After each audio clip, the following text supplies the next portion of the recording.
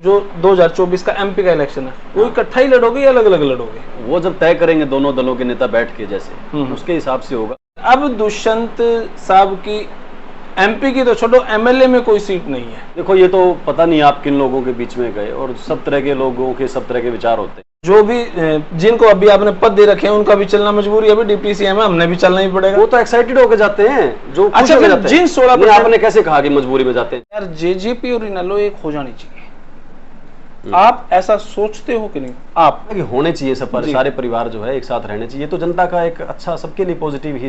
अब इनेलो कहीं ना कहीं कांग्रेस के साथ जाने की बात कर रही है। कांग्रेस के द्वारा जिस दीपेंद्र सिंह हुड्डा जी के द्वारा ओम प्रकाश जी को अंदर डाला गया, जिस भी किसी कारणवश, तो क्या आज इनेलो को चले जाना चाहिए कांग्रेस के साथ? इनेलो की जो हालात है और जो भविष्य है उसके हिसाब से तो उनको जो मिले वो ले लेना चाहिए, क्योंकि इनेलो में कोई गुंजाइश बची नहीं। सारे भाई ने भाई मेरी राम राम। भाई छोटा सा इंटरव्यू होगा, ज़्यादा लंबा नहीं, लेकिन बहुत सारे वो सवाल जो आपके दिमाग में है वही सवाल लेके मैं आया हूँ जेजेपी कार्यालय। हमारे साथ हैं जेजेपी के मीडिया कोऑर्डिनेटर हमारे दीपकमल सारंग जी। भाई साहब राम राम। राम राम जी। कैसे भाई साहब? बहुत बढ़िया, बहुत। अच्छा भाई साहब, मैं ये जानना चाहूँ जो 2024 का एमपी का इलेक्शन है वो इकट्ठा ही लड़ोगे या अलग अलग लड़ोगे? देखिए ये तो बड़े वरिष्ठ लेवल के लोगों की बात है ना, डिप्लोमेटिक जवाब, लेकिन है ही उनके लेवल की बात है। और वो जब तय करेंगे दोनों दलों के नेता बैठ के जैसे उसके हिसाब से होगा। फिलहाल तो दोनों तैयारी कर रहे हैं अपने अपने अपने हिसाब से, अपने अलग अलग बिल्कुल। मतलब क्योंकि रूमर तो अलग अलग टाइप के चलते हैं भाई। एक क्योंकि बात ये भी चल रही है कहीं ना कहीं जो उचाना का रोड़ा है उसको खत्म करने की बजाय दुष्यंत जी को एमपी की सीट दे दी जाए हिसार की, बाकी 9 सीट पे भाजपा अपना इलेक्शन लड़ ले, एक पे वो दुष्यंत जी लड़ लें और इलेक्शन हो जाए। इस तरह का भी रूमर चला हुआ है। नहीं, ये तो देखो जितने लोग होते हैं उतने विचार उतनी बातें होती हैं। मेरे ख्याल से दोनों दलों के जो बड़े नेता है, वरिष्ठ नेता हैं, उन्होंने अब तक तो इस बारे में कोई बात की नहीं है फिलहाल। और इस लेवल की कि कोई सीट आइडेंटिफाई करके ये उसको उस लेवल तक तो बात पहुंची नहीं है अभी। ये तो बहुत आगे की। लेकिन हरियाणा में जैसे लोग हैं ना, राजनीतिक रूप से बड़ा लोगों में जी इंटरेस्ट होता है जी, तो वो क्या क्या हो सकता है, क्या क्या नहीं हो सकता है, क्या हुआ होगा, वो सारी बातें बहुत चर्चा करते हैं। बड़ी क्यूरियोसिटी है लोगों के दिमाग में। अब जजपा का होगा क्या? मार्केट में बात ये चलती है भाई साहब, मैं वही बात करूं जो मार्केट में चलती है। मार्केट में बात ये चलती है अब दुष्यंत साहब की एमपी की तो छोड़ो, एमएलए में कोई सीट नहीं है। अब इस बहाने भाजपा की तरफ से एक आधी सीट आ जाए तो आ जाए, ये आपने कितना लगा है? क्योंकि मैं ये कहता हूँ, मेरी पर्सनल ऑब्जर्वेशन ये है, मैंने उचाना का मैंने जो सर्वे किया उसमें नेगेटिव था, लेकिन फिर भी लोग मोस्टली लोग वीडियो रुकने के बाद यही कहते हैं यार दूसरी साइड तो वोटिंग नहीं दे जाओगी, देवा तो गया डे पर इनके घर दुख तो है। दुख किस बात का है? दुख तो है भाई हमारे काम नहीं बनते, जो आम जनता के काम थे। बुजुर्गों में अक्सर बात करा, 5100 की बात थी, बहुत सारी इस टाइप की बहुत सारी बातें थी। उचाना को लेके कोई विशेष ही ऐसा फील नहीं आ रहा जैसे उचाना के अंदर एक डिप्टी सीएम सिटी जिसको हम बोला, वो फील नहीं आया।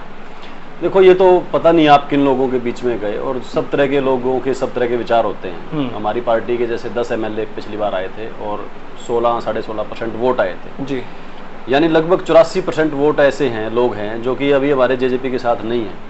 तो अगर आप उन 84% लोगों से बात करोगे तो उनको तो अभी हम खुश करने में अभी हमारा टाइम है, अभी हमने उनको अपने साथ जोड़ना है। अभी हम नई पार्टी है, ग्रोइंग पार्टी है, विस्तार की पार्टी है कि धीरे धीरे हम अपना विस्तार कर रहे हैं, नए लोगों को जोड़ रहे हैं साथ में जी। और जहाँ तक आप देखो बीच में एक बात कह रहे थे कि क्या होगा जेजेपी का और एक भी सीट वगैरह, मेरे को नहीं लगता कि कोई एक मैच्योर आदमी राजनीतिक सी बात कहने वाला हरियाणा में आपको ये फीडबैक देगा। दुष्यंत चौटाला और जेजेपी का संगठन और जो लोगों में जो रिस्पॉन्स, आप किसी प्रोग्राम में नहीं गए क्या दुष्यंत जी के? उचाना में, नरवाना में मैंने देखे हैं कार्यक्रम, रैलियां तो अच्छी करते हैं। नहीं, जो गाँव में प्रोग्राम होते हैं मैं वो देख नहीं पाया अभी तक। कौन से जाना चाहिए, और मैं आपको गारंटी दे रहा हूँ जी, हरियाणा के किसी और नेता के साथ चले जाना जी, उसके गांव में जो प्रोग्राम होते हैं, एक गांव में मान लो एक गांव की आबादी है 3000-4000 ऐसे एवरेज होती है, उसमें अगर 500-700-800 एक गांव के आदमी एक नेता को सुनने के लिए आते हैं तो वो दुष्यंत चौटाला के अलावा आपको दूसरा उसके मुकाबले में मिलेगा। डिप्टी सीएम भाई साहब 50 गाड़ियां तो खुद की होती हैं, 50 गाड़ियां तो खुद की होती है, चाहे कोई भी बड़ा पता नहीं किस, मेरे ख्याल से तो 2 साथ की पायलट और एक डिस्ट्रिक्ट पायलट और एक दुष्यंत जी की गाड़ी, 4 गाड़ियां चलती है। 50 गाड़ी आप बताओ कहाँ देखी आपने? अभी जो भी जिनको अभी आपने पद दे रखे हैं उनका भी चलना मजबूरी है, अभी डीपीसीएम है, हमने भी चलना ही पड़ेगा, इसलिए इतनी तो गाड़ियां हो ही जाती है। नहीं फिर मजबूरी क्यों है उनकी? अगर वो साथ चलते हैं तो मन से चल रहे हैं। ये तब एक ही अधिकारी सारे गाँव में घूम रहा है। किसी जेजेपी वाले नेता ने आपको कहा कि मैं मजबूरी में साथ जाता हूँ? नहीं, मतलब उनका तो चलना उन्हीं की मजबूरी है ना भाई, कैसे उनको तो नेता के साथ चलना ही पड़ेगा। क्यों? आपकी अगर एक हल्के में उचाना में अगर 4 जगह रैली तो वही व्यक्ति तो 4 गाँव में जाएगा, फिर वो तो एक्साइटेड होकर जाते हैं जो। अच्छा, जिन 16% आपने कैसे कहा कि मजबूरी में जाते हैं जेजेपी के नेता? नहीं, अब यही माना कि एक ही गाँव के थोड़ी ना 500 लोग, एक ही, हर गाँव के अलग अलग है। जिस गांव में जाओगे वहां के 500-700 लोग अलग हैं, दूसरे गांव में जाओगे वहां के 500-700 लोग। लेकिन 50 गाड़ियां, 50 नहीं 40 मान लो, वो तो आप 10 गाड़ियां किसी काफिले में दिखा दो हमारी। मैं तो कह रहा हूँ 4 गाड़ियां लेके मैं आगे से वीडियो ही भेज दूंगा आपके पास। नहीं, फिर आप क्यों कह रहे हो ऐसी बात? आप बताओ ना, कहाँ पे 50 गाड़ियां देखी आपने, और किस नेता ने ये कहा कि भाई मजबूरी में जाना पड़ता है? आपने कई दो बात। मैं ये कह रहा हूँ। नहीं, पहले ब्रेक बात जवाब दो। क्या जेजेपी के किसी नेता ने आपसे कभी आज तक कहा कि भाई दुष्यंत जी आए और मजबूरी में जा रहे हैं? मैं आपको ये कह रहा हूँ। कहा क्या बताओ? नहीं कहा तो किसी ने नहीं। फिर आपने क्यों कहा कि उनकी मजबूरी है, जिनको पद दे दिया उनको जाना, साथ साथ घूमना? अब उनको तो जाना ही पड़ेगा ना। ये आपकी सोच है। नहीं, ऐसा नहीं हो, मतलब अगर कोई बड़ा अधिकारी, मेरा अगर कोई सीनियर कहीं जाएगा तो मेरे को उसको साथ चलना ही पड़ेगा। क्यों? आप ये नहीं कहोगे क्या कि अधिकारी आया है तो भाई आज तो अच्छा मौका है, साथ चलेंगे? आप इस तरीके से ले लीजिए इस बात को। तो आप उस तरीके से क्यों ले रहे हो? क्योंकि मैं तो सोचूंगा ही ना। आप अपने तरीके से सोच सकते हैं। यानी कि आप नेगेटिव सोच के आए हो? नहीं, मैं तो हमेशा दोनों ही पक्ष सोच के चलता हूँ। दूसरा पक्ष तो जिस तरीके से आप सोचोगे मैं उस तरीके से सोचूंगा। तो 5 बार आपको सवाल कर लिया, आप मान ही नहीं रहे, आप तो एक ही पक्ष पे डटे हुए हो। चलो, मेरा दूसरा सवाल मेरे को, किसी जेजेपी वाले ने कोई इस धक्का हुआ हो किसी के साथ, उसको आगे से ड्यूटी नहीं लगाएंगे उनकी? बताओ किसी? नहीं कहा किसी ने नहीं। मैं आपको ये कह रहा हूँ, अगर कोई सीनियर जाएगा तो उसको वो जाना ही पड़ेगा उसको। नहीं, आपने वो ये कि भाई वही लोग जाके भीड़ बनाते हैं। मेरे को तो, मैं तो खुद जाता हूँ जहाँ जी, मेरे को तो जो जिला अध्यक्ष है, हल्का अध्यक्ष है जी, और जो उस दिन का कोऑर्डिनेटर है साथ में जी, उसके साथ कोई 2-4 आदमी और हो अलग बात है जी। बाकी तो जहाँ जाते हैं वहाँ के लोग होते हैं, वो फूल माला लेके खड़े होते हैं। मैं ये नोटिस रखूंगा कि कौन कौन जा रहा है, कौन कौन नहीं। क्या आपने नहीं देखा जब गाड़ी रुकती है जी, क्या 10-15 लोग फूल माला लेके या छोटा फूल लेके या किसी भी तरीके से स्वागत के लिए हाथ मिलाने के लिए खड़े होते हैं? वो तो वहीं के होते हैं। बिल्कुल खड़े होते हैं। ऐसा तो नहीं कि गाड़ी में से फटाफट उतरे या शक्तिमान की तरह जाके एकदम से हाथ जोड़ के खड़े हो गए। नहीं, ऐसा नहीं होता।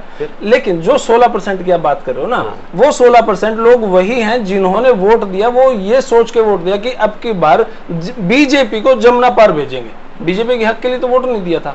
अब वो नाराज भी हैं इस बात से। आपने बात तो मेरे से कही थी कि आप 2024 की तैयारी की करोगे, लेकिन आप 2019 में अटके हुए हो, और इस बात का जवाब हम 20, 30, 50 बार दे चुके हैं। अगर आप अपने दर्शकों के लिए ईमानदारी से इसका अच्छा जवाब चाह रहे हो जी, सीरियसली सुनना चाह रहे हो, तो बात यह है कि देखो 2018-19 में नई पार्टी थी और विपक्ष की पार्टी थी। बिल्कुल, जो भी विपक्ष की पार्टी हो उसका फर्ज होता है कि जो भी सरकार का जब शिफ्ट हुआ तो फिर उसके हिसाब से पार्टी ने, और दोनों सरकारों के जो हिस्सेदार हैं उन्होंने उसके लिए गंभीरता से काम किया।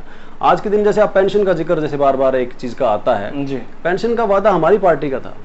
मैं आपको बोर्ड दिखाऊं, भारत, शायद अगर यहाँ से दिखेगा तो जी, अभी इधर से नहीं दिख रहा, उधर से देखो, उसके ऊपर लिखा हुआ है जननायक जनता पार्टी की सरकार बनने पर ये वादे पूरे किए जाएंगे जी। उसमें पहला है 75% आरक्षण और दूसरा है 5100 रुपए पेंशन। तो ये वादा है जननायक जनता पार्टी की सरकार बनने के लिए जी। जननायक जनता पार्टी की सरकार तो नहीं बनी, हमारे 46 विधायक तो नहीं आए, लेकिन जितने आए बहुत छोटा हिस्सा सरकार का हम बने, उसके तहत हमने जितने प्रयास कर सकते थे इसके लिए किए। अब पीछे अगर भारतीय जनता पार्टी की तरफ से ये कहा गया कि उन्होंने तो 3000 कहे थे और 3000 ही करेंगे इस टर्म में, तो हमने अब उस चीज को अडॉप्ट किया है। हम उसके हिसाब से अपना प्रयास करेंगे कि भाई जो भी चीजें हो सकती हैं, अभी 1-1.25 साल जो बचा हुआ है उसके अंदर हमारा प्रयास तो देखो, सरकार जो वादा है वो तो सरकार बनने पर है जी, लेकिन हम काम उसके लिए तब भी कर रहे हैं जब हमारी सरकार नहीं है, हमारे चीफ मिनिस्टर नहीं है, हमारे पास 46 विधायक नहीं है, हम फिर भी उसके लिए काम कर रहे हैं। और उसके अंदर कई बड़े बड़े ऐसे वादे हैं जो कि इतना छोटा पार्टनर होकर कोई और कर नहीं सकता था, पूरे हमने वो करवाए। ओके, लास्ट सवाल। हाँ, दुष्यंत जी और दिग्विजय जी की हम बात नहीं करेंगे, मैं बात कर रहा हूँ आपकी। आप मार्केट में भी रहते हैं, लोगों की ऑब्जर्वेशन भी आप करते हैं। लोगों में कहीं ना कहीं दिल में ये है आज भी, मतलब मेरी पर्सनल सोच यह है, मैं कई बार लोगों से मिलूं हूं कि यार जेजेपी और इनेलो एक हो जानी चाहिए। आप ऐसा सोचते हो कि नहीं? आप मिस्टर दीप कमल साहब पर्सनली ऐसा सोचता है कि नहीं कि हाँ दोनों पार्टियों को कभी ना कभी तो एक हो ही जाना चाहिए, ये परिवार के लिए भी सही है और हर हालात में ये सही है?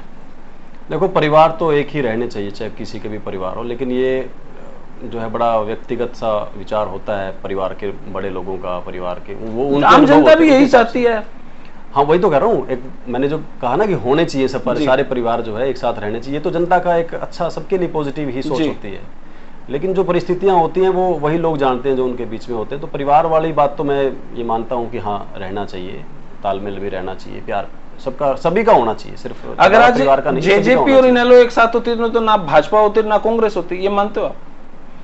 नहीं, अलग अलग चीजें हैं। देखो मैं वो जब अगर दोनों तो थी नहीं, जेजेपी तो थी नहीं, एक कैसे होती? हाँ मतलब आज अगर इस परिस्थिति में, क्योंकि अगर 2014 में आपने इलेक्शन लड़ा, 2019 में इकट्ठा इलेक्शन लड़ते, हाँ। तो आज बीजेपी का भी इतना स्ट्रॉन्ग सिस्टम नहीं होता, कांग्रेस का भी नहीं होता, तो कहीं ना कहीं आप स्ट्रॉन्ग होते नहीं। तो देखो जो बीत गया वो उसकी तो अब बात करके क्या फायदा है। जिन परिस्थितियों में इनेलो से निकाला गया अजय सिंह चौटाला जी को, जी अजय सिंह चौटाला जी को, जो पार्टी के प्रधान महासचिव थे उस टाइम, उनको निकाला गया, और दुष्यंत चौटाला जी को निकाला गया जो एमपी थे उस टाइम पार्टी के, और दिग्विजय चौटाला जी को निकाला गया जो इनसो के राष्ट्रीय अध्यक्ष थे उस टाइम। जब उनको पार्टी से निकाल दिया गया तो फिर जिन्होंने निकाला, जिन्होंने वो लेटर टाइप करवाया, जिन्होंने वो जारी कराया, जिन्होंने पार्टी से अलग कर दिया एक परिवार को, अजय सिंह जी के परिवार को, वो जाने उनका निर्णय है कि उनका निर्णय अब जो उनके पास इनेलो है वो ठीक रहा उसके लिए। कई बार है ना विधानसभा में चर्चाएं चलते हैं, अभय सिंह चौटाला जी सच में एक क्रांतिकारी लीडर मेरे को दिखाई देते हैं। 90 में से एक ही शेर मुझे लगता है भी, हाँ जब कभी वो दुष्यंत जी पे प्रहार करते हैं तो वो कहते हैं भाई मेरा भतीजा, मैं तुम्हें बोलूंगा। तो उनके दिल में कोई परिवार का प्रेम तो है जो अपना मान के ठोक बजा के कुछ कहते हैं। तो चलो मैं तो इस चीज में देखो इस टिप्पणी में ज्यादा पढ़ना नहीं चाहूंगा जी। हमारी पार्टी के जो नेता हैं वो उनकी सोच यही रहती है कि ऐसी बातों को बढ़ावा ना दिया जाए, जो परिवार के बारे में या कोई ऐसी चीजें हो, वो अपनी तरफ से कभी शुरुआत में नहीं करते, कभी शुरुआत नहीं करते। इनेलो अब जेजेपी के लीडर और हमारे जो पार्टी के वरिष्ठ लीडर जो चौटाला परिवार से हैं जी, वो परिवार से संबंधित किसी बात को कभी शुरू नहीं करते अपनी तरफ से। ठीक है, कभी कोई बुरा भला किसी के लिए नहीं कहते हैं। कई बार उकसाया जाता है, कहा जाता है, तो फिर आप जैसे कोई साथी पूछ लेते हैं तो फिर जवाब ना दें तो कोई कहेंगे कि ये भाग गए, तो इसलिए वो उनको थोड़ा सा कोई जवाब भी। चलो अब मैं बात कर लेता हूँ। अब इनेलो कहीं ना कहीं कांग्रेस के साथ जाने की बात कर रही है, खबरें चलती हैं इनेलो कांग्रेस में जा रही है, कांग्रेस के साथ गठबंधन कर रही है, इस टाइप की बातें चलती हैं। तो आपको क्या लगता है जिस कांग्रेस के द्वारा, जिस दीपेंद्र सिंह हुड्डा जी के द्वारा ओम प्रकाश जी को अंदर डाला गया जिस भी किसी कारणवश, तो क्या आज इनेलो को चले जाना चाहिए कांग्रेस के साथ? देखो कई पहलू हैं इसके। इनेलो की जो हालात है और जो भविष्य है उसके हिसाब से तो उनको जो मिले वो ले लेना चाहिए, क्योंकि इनेलो में कोई गुंजाइश बची नहीं है। जैसा उनके पास लीडरशिप है और जैसा उन्होंने पिछले 3 साल 4 साल में अपनी पार्टी का नुकसान किया है, उसके बाद तो सर्वाइवल होता है, जो कि अस्तित्व की लड़ाई जो होगी उसमें तो फिर ठीक है, जो बस मिले उसमें बैठ लो, क्योंकि जहाँ टंगा जाए, जो ट्राली जा रही है उस ट्राली में बाहर टंग सकते हो, पीछे टंग जाओ, अंदर चढ़ने का मौका मिले अंदर चढ़ जाओ, वो तो देखो वही है। नहीं तो फिर आगे भविष्य मुश्किल हो जाएगा। क्योंकि आज अभय सिंह चौटाला जी ने लगभग 2300-2400 किलोमीटर पैदल कवर कर दिया है। भयंकर उनका बीपी भी डाउन हो जाता है, शुगर लेवल भी उनका अप डाउन हो जाता है, पैरों के नाखून तक उनके उखड़ चुके हैं। 2300-2400 किलोमीटर उनका हो चुका है, 125 दिन की यात्रा भी हो चुकी है। इतना स्ट्रगल तो मेरे ख्याल से राहुल गांधी जी या अभय जी नहीं किया है। अब उनसे पार्टी तो उठेगी ना। मैं तो कह रहा हूँ ना, मैं तो उस चीज पे पढ़ना ही नहीं चाहता। अब हाथ कंगन को आरसी क्या, पढ़े लिखे को फारसी क्या जी। आगे आ जाएंगे इलेक्शन, सारी चीज़ों का निचोड़ हो जाएगा, रिजल्ट दिख जाएगा। मैं कहूँ तो आप इस टाइम तो इस मानसिकता के साथ बैठे हुए हो कि जेजेपी एक विलेन है और जेजेपी का कुछ भविष्य नहीं है। इस तरीके से आप कह रहे हो कि मेरा काम तो सवाल पूछना है। अभय सिंह जी आपको शेर देखो, मेरा तो जो मार्केट में बातें चलती है वो बात करता हूँ मैं, है ना। कोई मैं ज्यादा सा बड़ा पत्रकार तो हूँ नहीं। बीजेपी जेजेपी में आपको खटपट दिखती है। इनेलो कांग्रेस का गठबंधन 1 साल से चल रही है बात, इनेलो कांग्रेस गठबंधन की। हाँ, कहीं कभी किसी कांग्रेसी आदमी के मुंह से सुनी ये बात? नहीं, उनके मुंह से तो नहीं सुनी। लेकिन फिर कैसे धक्के से कैसे कर दोगे आप, कैसे कर दोगे? इनेलो का मन तो ये करेगा कि मैं मुख्यमंत्री की शपथ ले लूं, दिलवा दोगे? मैं तो अब बताओ ना कैसे लोग होंगे? मैं तो देखो यही चाह रहा हूँ, मेरी अगर पर्सनली राय लो आप, अगर मेरे से बात कर रहे हो राय तो मैं तो यही कह रहा हूँ कि भाई इनेलो जेजेपी को हो जाना चाहिए। देखो पत्रकारिता में राय नहीं होती है जी, पत्रकारिता में राय नहीं होती जी जी, वो तो अलग तरीके की चीजें होती हैं। आपके तो जैसे मैं ये कह रहा हूँ कि आप फैक्ट का असली फैक्ट तो पकड़ो उसके अंदर कि 1 साल से इनेलो के छोटे बड़े सारे नेताओं ने कह लिया, क्या किसी कांग्रेसी ने आके ये कहा कि हाँ उनका विचार तो अच्छा है, गुंजाइश नहीं करेंगे हम विचार ही करेंगे, इतना भी कहा किसी ने? नहीं कहा सर। तो फिर कैसे, मतलब लड़का लड़की जब राजी चलो हो सर, तो आप अपनी राय दे दीजिए अब आने वाले 2024 को लेके क्या कुछ है? 2024 देखो अच्छा इंटरेस्टिंग रहेगा, बढ़िया इलेक्शन रहेगा जी। और सारे दल मेरे ख्याल से आप जैसे इनेलो का जिक्र कर रहे हो कि वो मेहनत करनी चाहिए और लोगों को भी नेताओं को मजबूर करना चाहिए कि मेहनत करें, और जो मेहनत करे चाहे कोई भी हो, चाहे इन दलों की बात छोड़ो आप, चाहे कोई तृणमूल कांग्रेस का या कोई उड़ीसा का दल यहाँ आके मेहनत कर ले, लोगों को मान सम्मान दे दे, उसकी सरकार बना दो जो लोगों के बीच में रहे, लोगों के सुख दुख सुने, लोगों को मान सम्मान दे, ऐसी पार्टियों की सरकारें बननी चाहिए। यही होता है लोकतंत्र जी। सरकार और विकास तो अफसर भी कर लेंगे, अधिकारी हमारे बड़े सक्षम होते हैं, IAS IPS और बाकी सब चीज़, लेकिन लोकतंत्र क्या होता है कि उस सरकार का जो सेटअप है, जो अफसर चलाते हैं, उसके बीच में वो प्रतिनिधि पहुंचे जो लोगों के वोट लेके आते हैं, उनके अंदर लोगों की आवाज होती है, 1 लाख 2 लाख लोगों के वोट लेके आते हैं, ये होता है लोकतंत्र। तो लोकतंत्र तो तब मजबूत होएगा जब उन लोगों के वोट देने के लिए लोगों को भागदौड़ करनी पड़ेगी, मेहनत करनी पड़ेगी बहुत ज्यादा, तब उनकी पूछ होएगी। तो चाहे कोई भी दल करे, बीजेपी करे, जेजेपी करे, कांग्रेस करे, इनेलो करे, आम आदमी पार्टी करे, मेहनत करे बहुत ज्यादा अच्छी सी 1-1.5 साल, और जो मेहनत करे उसको उसका इनाम मिलना चाहिए। चलो तो भाई जो बात चल रहा है उसे अपना इंटरव्यू करा है, हालांकि मैं पत्रकार तो नहीं हूँ पर एक यूट्यूबर जरूर हूँ, यूट्यूबर के जो जी करा है बोल दे वहाँ भाई, फिर भी अपनी औकात में रहा। आपने वीडियो किसी लाके कमेंट बॉक्स में राय दीजिए, तब तक के लिए धन्यवाद, जय हिंद, बात बताइए, थैंक यू मेरे भाई।